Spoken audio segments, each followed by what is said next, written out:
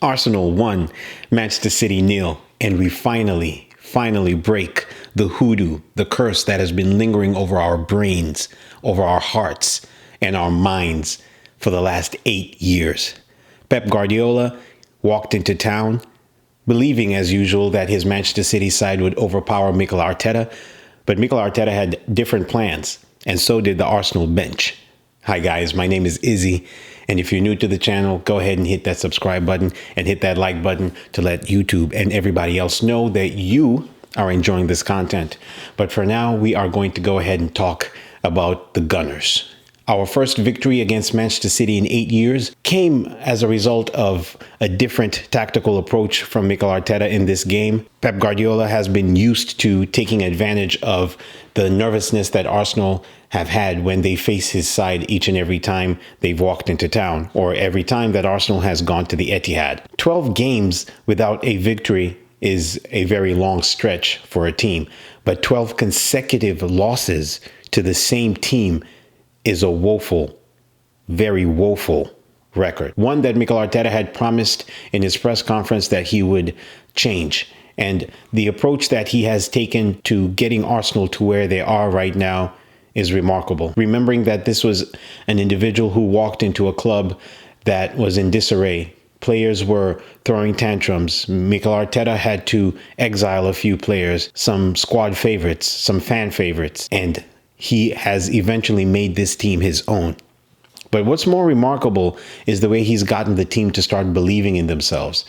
And the fact that he has now united all the fans worldwide into believing that Arsenal can and will challenge for a Premier League title. It has been 20 long years that Arsenal has balked under the shadows of Manchester City, Manchester United, Chelsea, and even Leicester City. I give this backstory to say how hard it has been for an Arsenal fan to watch them face Manchester City and face Chelsea and even Manchester United in the last 15 years. Arsenal always seemed as though they were a team that threatened to break their duck so many times, be it the Leicester season, be it the 2013-2014 season, be it the 2007-2008 season. But for once, Arsenal fans are not looking at their team with an expectation of just being title contenders, but they are watching a team that they can be happy and proud to call their own. So going into this match, Arsenal knew that they needed to play a lot better than they did the last time they faced City, a 4-1 thumping at the Etihad Stadium. And they also knew that they had to show a defensive rigidity and resolve that would make Manchester City sit up and listen. This game started off jittery for Arsenal. The first 15 to 20 minutes were littered with some very harrowing moments, not least of all David Raya's attempted clearance that was blocked by Julian Alvarez that had all our hearts in our mouths. However, Arsenal started to grow into the match. They moved on from having 35% possession to just shy of about 45%. And Manchester City started to cede territory to Arsenal. And despite a few chances at the start of the game where Nathan Ake hit the ball over the bar, Arsenal were now starting to show that they can compete. And as the game moved on towards halftime, Arsenal started to get possession. And when we went into the second half, Mikel Arteta realized that he needs to make a slight change. Now, it could be owing to the fact that Trossard has been carrying an injury, but a man that they had missed for a while, who had been sitting on the bench and was doubtful for this match, Gabriel Martinelli, made his appearance in the Arsenal team. Manchester City also decided to make their own changes in the second half. In came Doku, Nunez, and John Stones to try and shore up the midfield and to try and bring some more attacking impetus on the wings, because Arsenal, largely for the game, had been able to restrict Manchester City to just the early chances that, for example, Ake managed to blast over the bar. On the other hand, Arsenal themselves did not offer too much. This was a game that is reminiscent of two boxers who keep on trying to spar, landing just the occasional punch on the other, not enough to land the crucial blow. And Arsenal did find it very hard to break down City. City also found it very hard to break down Arsenal. But the question was, which side was going to make the breakthrough? And when Gabby Martinelli came on, he showed some verve, the youthful exuberance that Arsenal seemed to have been missing in that first half. He was starting to G up the crowd, and eventually you started seeing Arsenal begin to close down Manchester City. The press became more intense.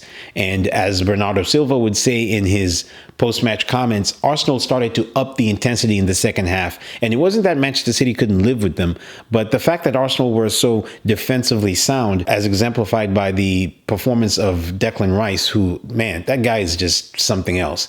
The 105 million pounds that Arsenal had shelled out for him during the summertime is now paying its dividends. He was immense in this game, and we saw him take control of that midfield, not necessarily because Manchester City were not in control of the game, because they did carry the vast possession stats for pretty much the whole match, but simply because Declan Rice acted as a stopper. The inclusion of Jorginho, who was also very good in the game, allowed Arsenal to play a little bit more in the midfield. And that double pivot that Declan Rice and Jorginho afforded Arsenal made them look more of a team that was trying to press the midfield. They congested that midfield, and they were able to hold their own against Manchester City, who of course were missing Rodri and Kevin De Bruyne. And there is a huge Kevin De Bruyne shaped hole in Manchester City right now. But they were able to compress that midfield enough and restrict Manchester City to extremely few created chances in the match. So as it passed and the game ebbed on, it kind of looked as though it was going to be a 0-0 game. And I was watching this game with my girl, and she looked at it from a more objective point of view than I did. She noted the fact that Martinelli had injected something different into Arsenal, and she predicted quite correctly that he would score. Now, she thought he would score in the 68th minute, however, switched the digits on that, and he did score in the 85th minute as a result of a deflected shot on Ake. The understanding that was starting to build between the substitutes that came in was exemplified by the fact that each and every one of them contributed to the winning goal. Thomas Partey, who looped a beautiful ball over to Tomiyasu, who nodded the ball down to Kai Havertz, who chested it and laid it for Gabi Martinelli, who was able to try and steer a shot towards goal that was deflected for a goal for Arsenal. The reason why Arsenal needed to win this game was to show more than just why they can challenge Manchester City. It was more for their own doing, to try and put to rest ghosts of years by when Arsenal were not able to compete with the money that Chelsea, Manchester United, Manchester City were able to splash out to the market. Arsenal, just like Liverpool before them, needed a messianic figure to come into the club and to unite them. Now, we had seen this with Liverpool before, with Jurgen Klopp, who built a side that was very workmanlike in the midfield and was very energetic in attack, very solid in defense. And that is exactly what Mikel Arteta promised when he first joined Arsenal. He needed to weed out a lot of the big egos, and eventually he needed to build a team that would reflect both his willingness to instill discipline and also the ability to entertain, which is what he's achieved. However, this game was not the most entertaining. It was a game that showed two giants that are now slightly closer to each other than they were a year ago. And the fact that Arsenal were able to break this hoodoo is going to do so much good for them. So much good for a fan base that has been crying out for a title for the last 20 years. The move to the Emirates Stadium promised a lot, but now, a few years on after the legendary Arsene Wenger had retired from Arsenal, we now see the vision that he had in trying to put them on the map to try and face and go toe-to-toe against the best teams in not only England, but in Europe. To end this long soliloquy, Arsenal and Manchester City were far closer than anybody would have thought in the game today.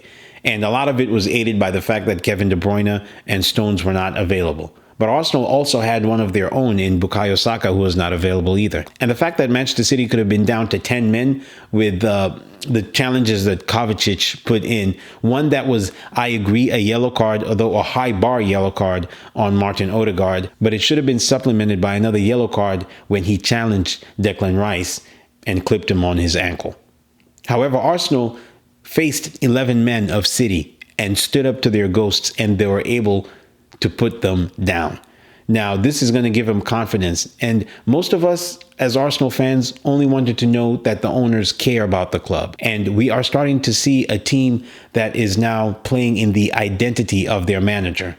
And the fact that Arsenal were trying to not make this an emotional game spoke volumes about how far they've moved as far as their progress from last year to this year. One of the most important things if you're trying to chase down Manchester City or become just as good as them is to realize that this is a team that is a killer. They do not approach these games high in emotion. They are high in intensity, but their ability to stay calm under pressure, especially when they hunted down Liverpool, hunted down Arsenal within the last 5 years, is impeccable. And it is for that reason that now Arsenal can start believing in themselves that they can show something different than what they have been showing in the last 20 years. But what do you guys think? Let me know in the comments down below. I, as an Arsenal fan, am over the moon that we have finally ended this hoodoo. It's been your boy Izzy. Peace.